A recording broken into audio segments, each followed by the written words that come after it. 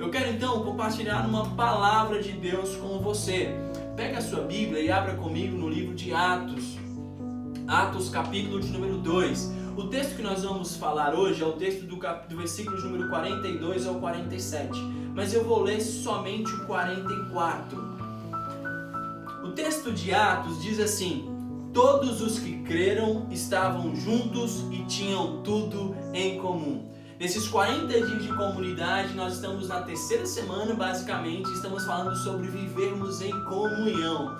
É verdade, nós não podemos nos encontrar na igreja, mas nós podemos nos encontrar através das nossas redes sociais e nós podemos demonstrar essa comunhão e esse afeto através da tecnologia. Mas eu gostaria de continuar falando sobre esse assunto com você. Então, eu quero orar e pedir para que o Senhor nos direcione nesse momento. Senhor Jesus, nós o louvamos porque o Senhor é bom em todo o tempo.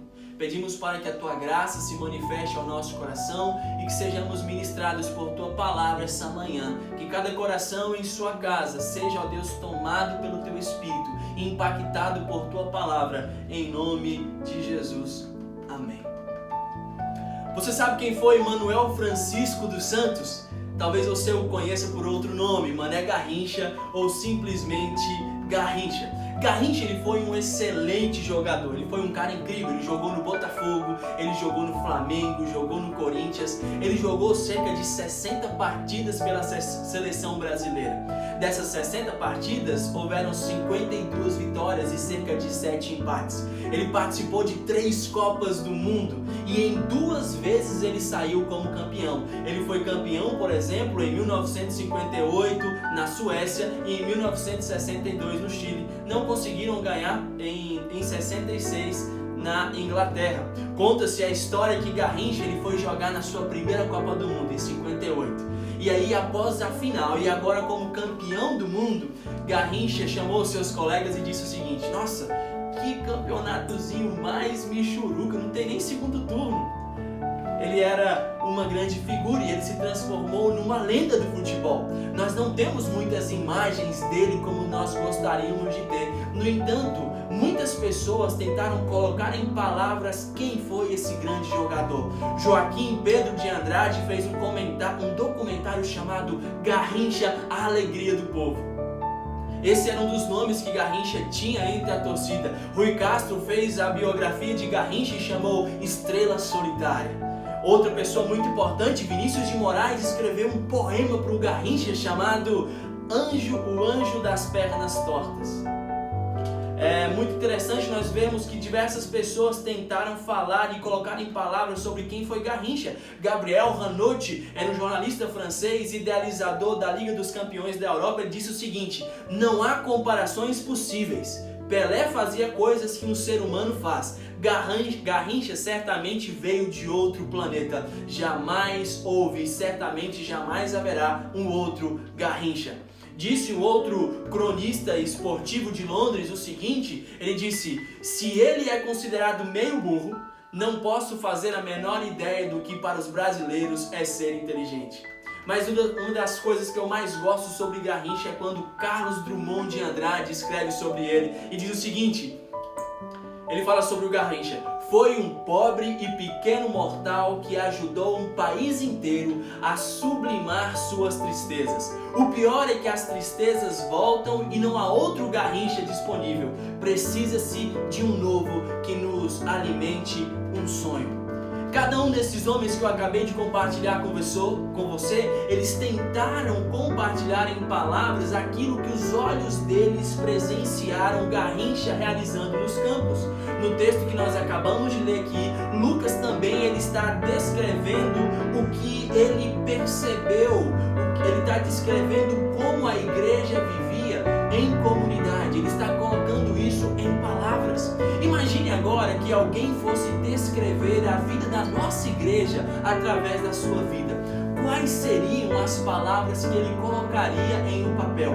Quais as palavras que ele colocaria para descrever a nossa comunidade, a nossa igreja, olhando para a forma com a qual você vive como comunidade, olhando para você aí, olhando para a forma com a qual você trata os seus irmãos, com a qual você abençoa as pessoas, com a qual nós nos relacionamos?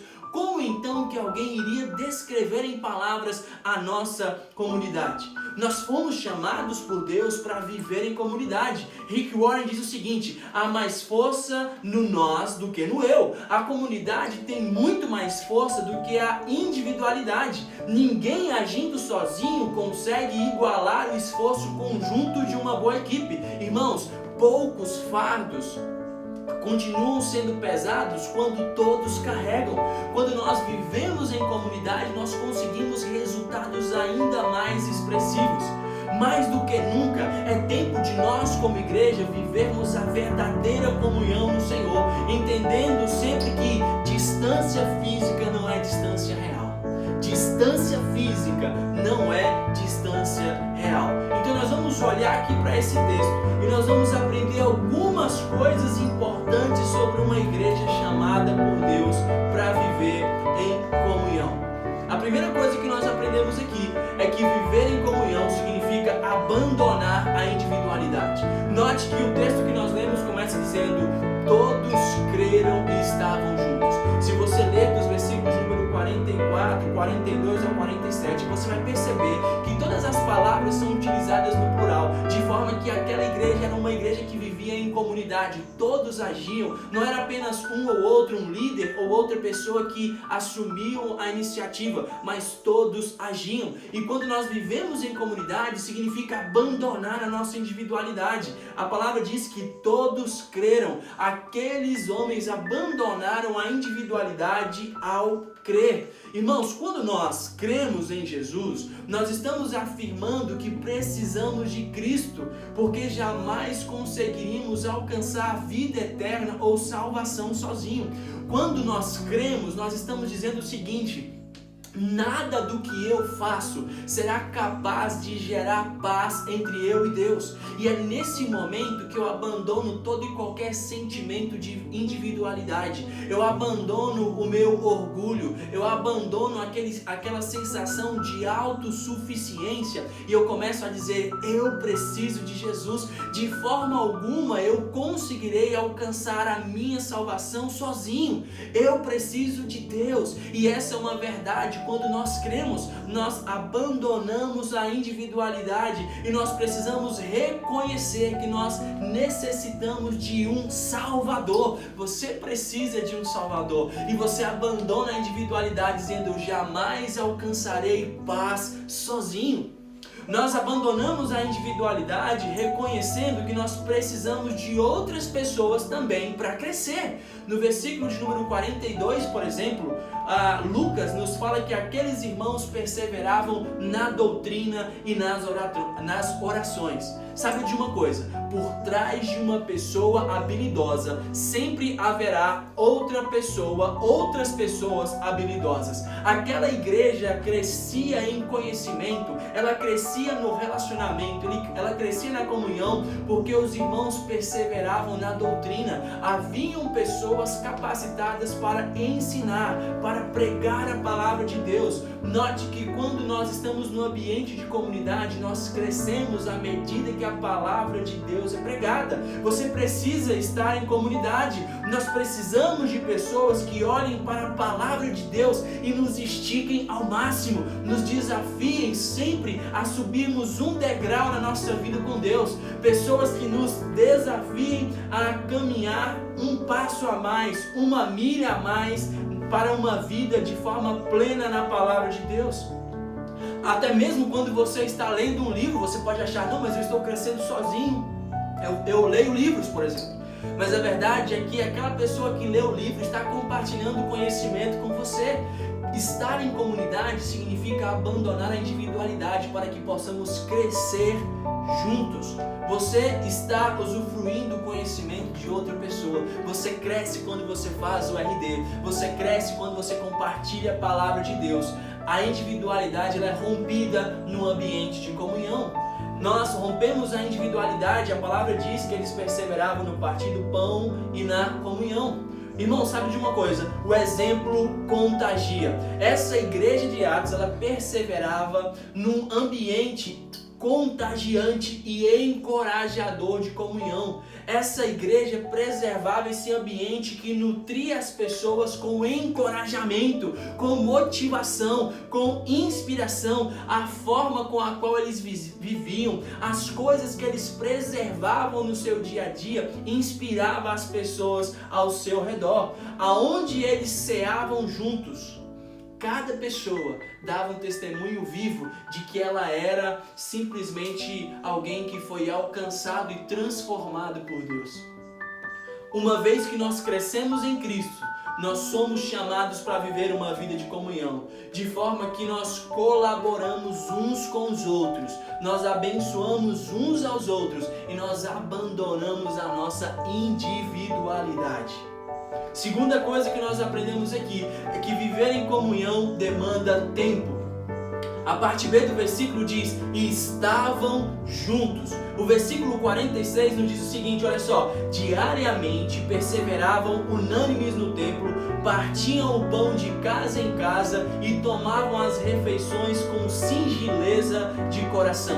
Rick Warren afirma o seguinte, construir uma comunidade comprometida leva tempo. Isso é verdade. Construir uma família comprometida, construir uma comunidade comprometida uns com os outros leva tempo.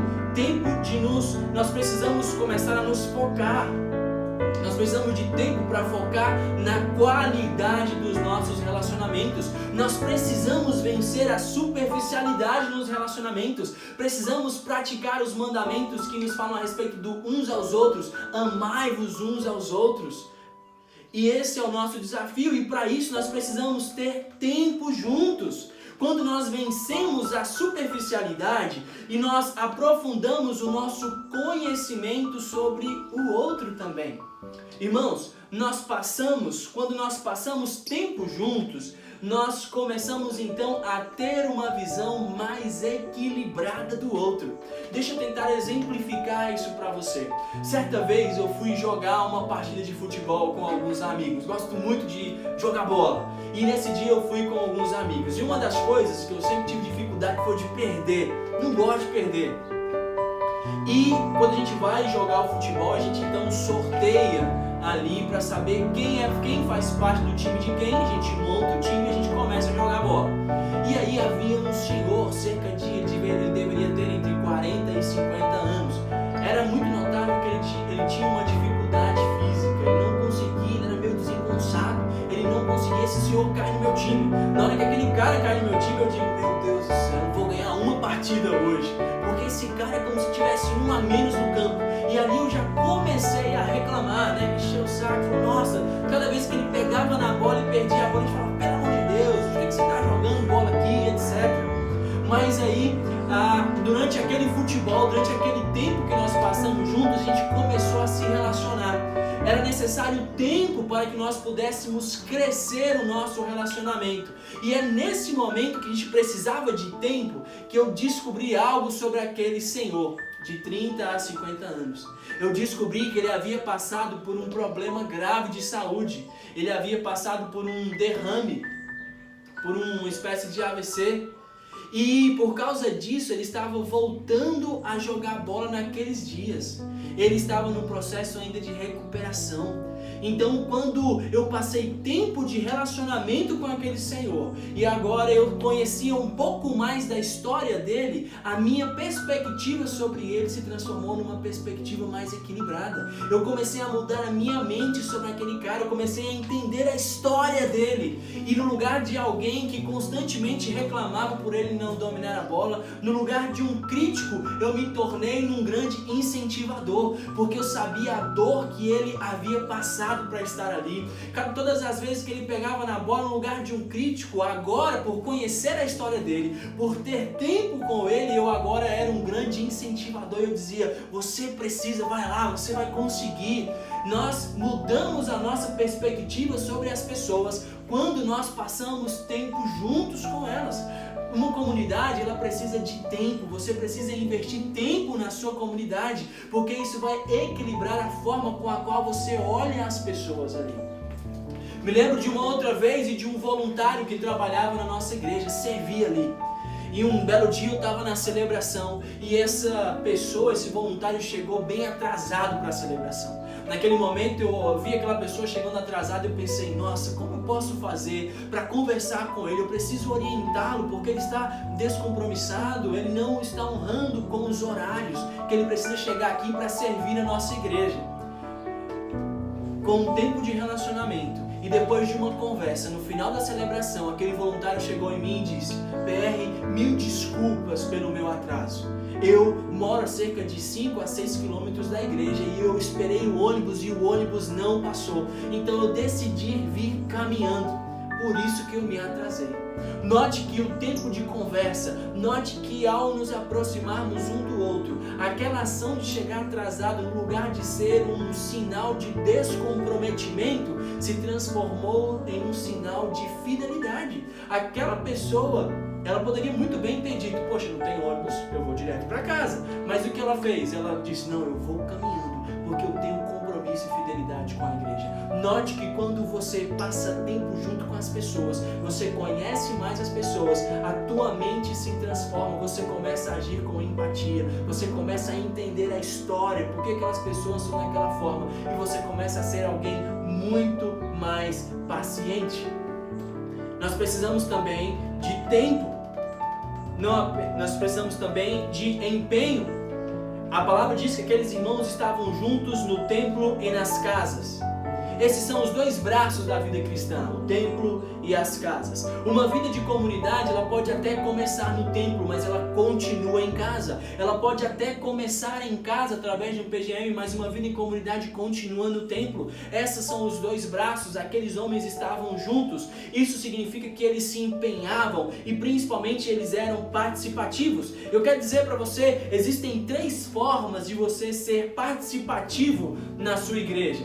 Primeiro, você pode ser participativo na adoração. Os versículos número 46 ao 47 diz: aqueles cristãos, eles valorizavam os momentos de comunhão, eles preservavam, eles estavam juntos no partir do pão, eles estavam juntos na casa, eles estavam juntos no templo, eles amavam a comunidade. Isso é uma coisa importante, seja participativo nas reuniões na sua comunidade, esteja junto quando possível.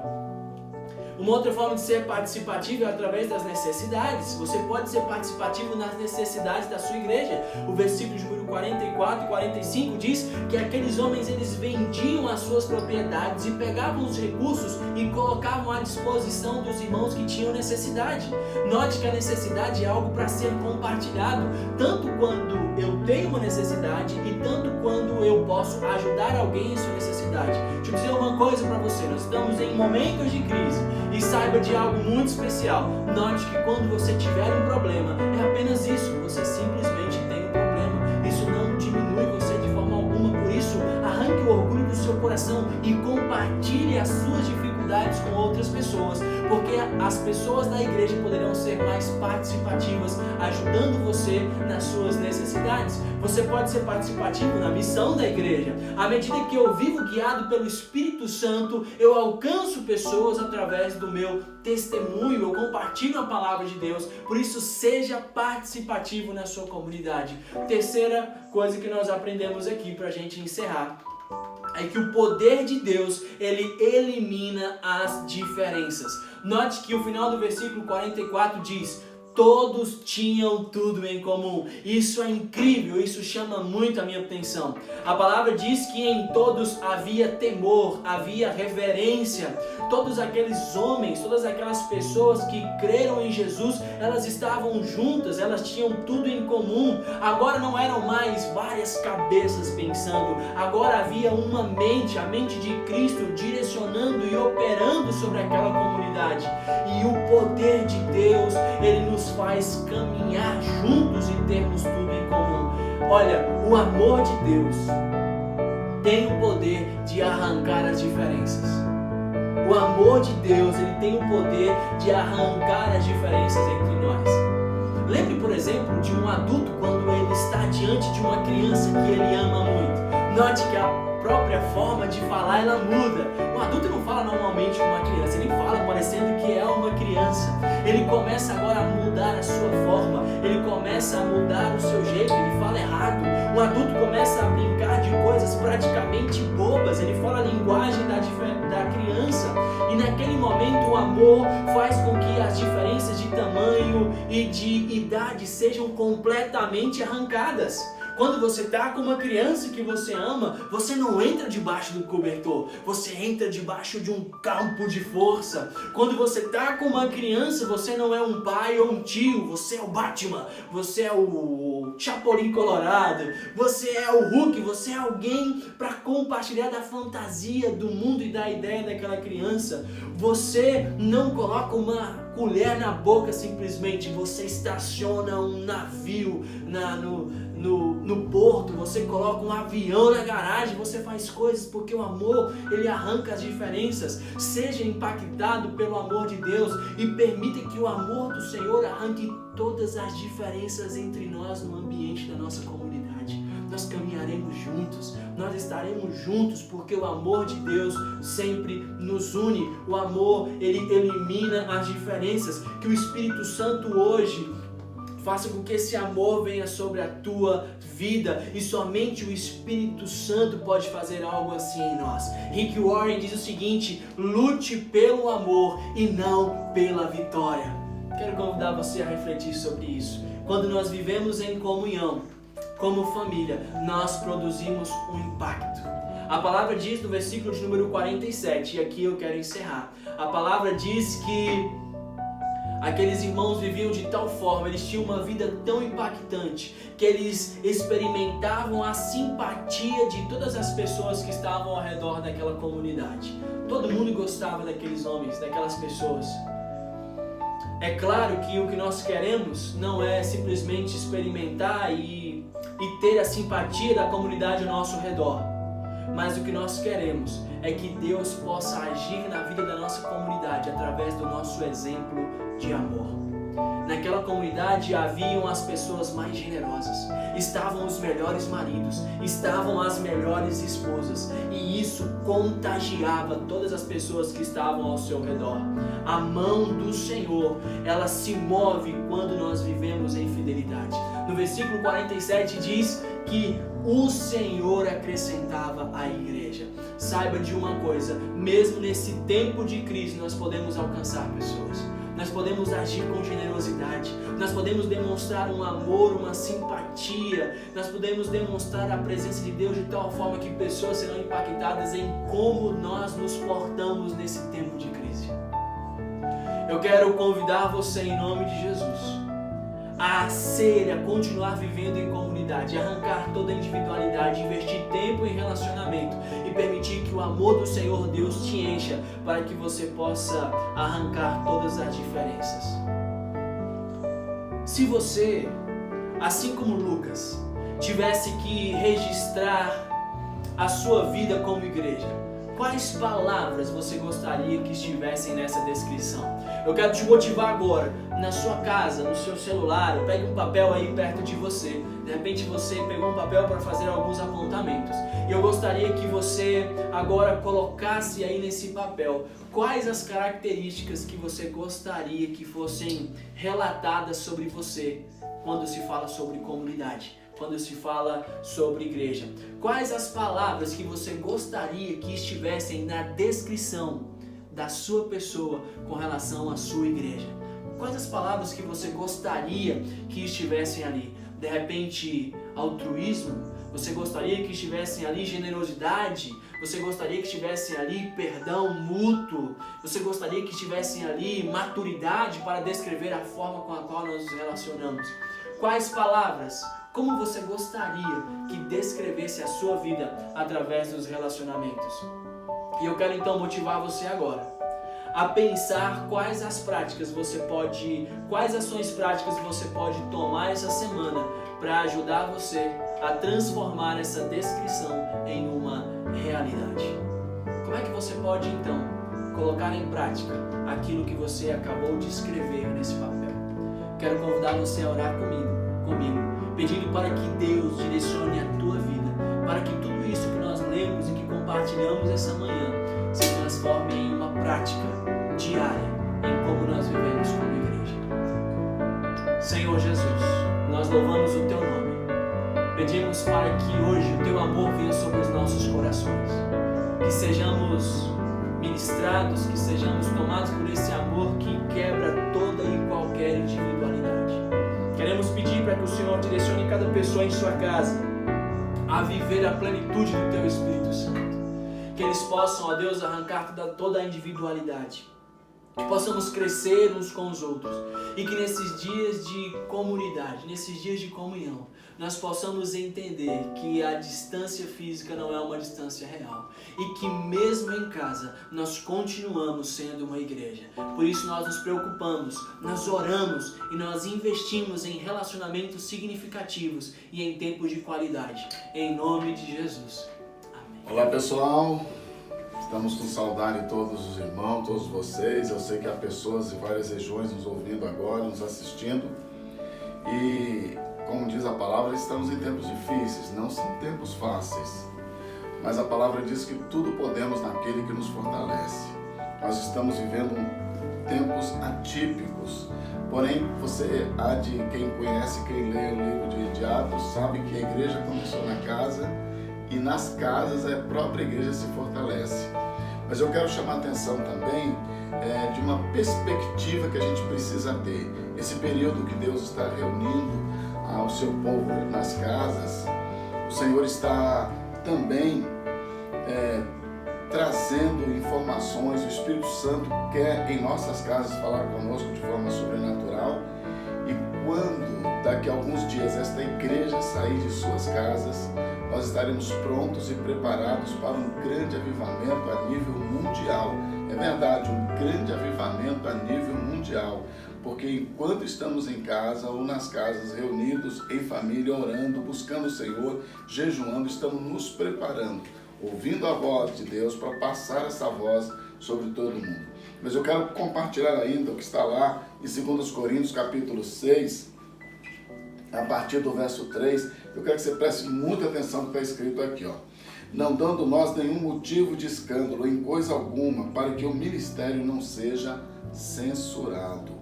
Pelo contrário, em tudo recomendando-nos a nós mesmos como ministros de Deus, na muita paciência, nas aflições, nas privações e nas angústias.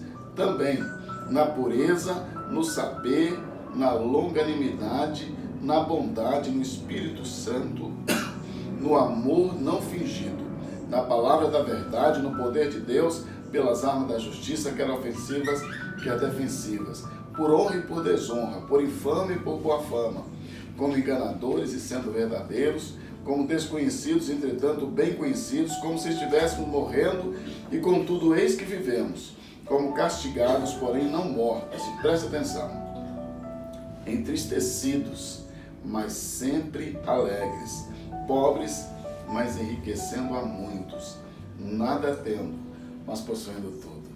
Essa é a característica da igreja. O Senhor está reunindo o seu povo nas casas para que esse povo depois possa sair e realizar coisas tremendas no mundo inteiro. Nesses dias de quarentena, o Senhor estará ativando dentro da sua igreja, da verdadeira igreja do seu povo, um avivamento sobrenatural. Esse é o horário, é o tempo mais extraordinário da igreja, porque só a igreja, nós passamos tantos anos nos preparando em nossos tempos para ter comunhão, para perdoar, para amar, para ter relacionamento, para restaurar a família, valorizando a família. Então, esse é o momento de colocarmos tudo isso em prática, vivenciarmos dentro de nossos lares, para dar importância, onde muita gente queria destruir a família, mas nesse momento a importância da família reunida e unida dentro de sua casa, para depois sairmos e contagiarmos o mundo com essa mensagem sobrenatural. Que Deus abençoe. Estaremos aqui com a espada levantada todos os dias, orando por você, pela sua família, abençoando a sua vida. Conte conosco nessa travessia. Nós queremos orar encerrando esse tempo juntos. Eu quero convidar você a orar aí na sua casa também. Eu gostaria de encerrar agradecendo aos nossos voluntários do multimídia. Nós não estamos apenas fazendo essa live aqui, mas nós estamos preparando um projeto onde todas as celebrações serão transmitidas online. mesmo naquele dia, claro, quando a gente não tiver mais de quarentena, mas às vezes você não puder ir à igreja, nosso objetivo é transmitir isso online e nós estamos aperfeiçoando ainda os nossos equipamentos para melhorar o áudio, melhorar a iluminação, melhorar a questão de imagem também, e eu quero motivar você a orar por isso. Nós precisamos adquirir alguns equipamentos, isso demanda custos, mas eu quero convidar você a orar por esse projeto e eu quero agradecer pela vida dos nossos irmãos do multimídia que têm estudado, se dedicado, se empenhado para que nós pudéssemos realizar de forma simples e com aquilo que a gente tem à disposição esse tempo juntos essa manhã. Quero pedir para o apóstolo orar abençoando a tua vida e abençoando a sua semana para que você esteja resguardado e abençoado em nome de Jesus. Ora pra gente, Pai. Onde você está, segura a sua Bíblia aí, coloca a mão no coração. Nós estamos nessa rede de comunhão, de compaixão, Ministério do Caminho, todos os pastores, estamos agora unidos, obreiros, toda a comunidade do Caminho. Feche os seus olhos então comigo. Pai, nós te damos toda a honra, toda a glória, reconhecemos a tua soberania, poder, autoridade, e nós estamos entendendo, Senhor, através do teu Espírito esse momento, compreendendo que o Senhor, como lá no Egito, mandou o povo retornar e ficar em suas casas. Nós entendemos que esse é o momento onde a igreja está mergulhando na intimidade contigo, mergulhando no teu abraço, ó Deus, no teu colo, e ali entendendo a tua boa, perfeita e completa vontade. Senhor Jesus, nos prepare para estar esses dias nesse mergulho interior, espiritual, particular e íntimo com o Senhor. E que breve ao sairmos daqui, essa igreja possa sair com autoridade, poder, graça, unção, revelando ao mundo que só o Senhor é Deus. Ó Pai, eu quero abençoar cada irmão, cada irmã que está conosco, que a tua mão nesses dias esteja dando paciência, sabedoria, intimidade contigo, um tempo maior de oração, de leitura da palavra. Senhor Jesus, eu abençoo todo esse grupo de irmãos, desta igreja que está reunida e unida em teu nome, em suas casas. Louvado seja o Senhor em nome de Jesus. Deus abençoe vocês.